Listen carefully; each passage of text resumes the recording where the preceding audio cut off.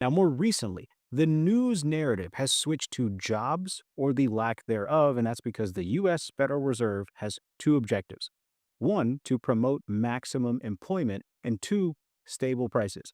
Can you imagine those being your goals and having tariffs come into the mix out of nowhere, and then have a government shutdown affect the reporting of unemployment? And oh, yeah, the government literally being shut down means people aren't working or working and not getting paid. Unreal. The Fed does these two things through a number of ways, but the most obvious one is by raising or lowering interest rates.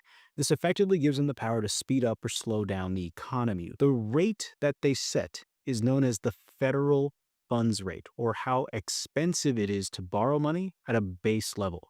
Now, people like you and I, who borrow from banks for cars, homes, or take out personal loans, start our rates from something called the prime rate. This is the rate lenders set for the most qualified borrowers, which is usually the federal funds rate plus a few points of interest, so the lender gets a little off the top. And then rates go up from there if you're not an ideal borrower.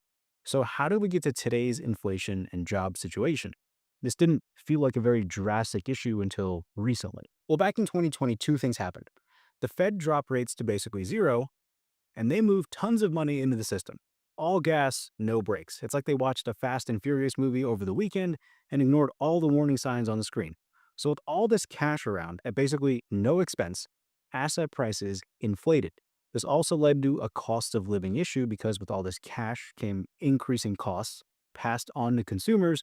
And generally speaking, wages have not kept up with the rise in costs. That's basically the past 5 years in a nutshell.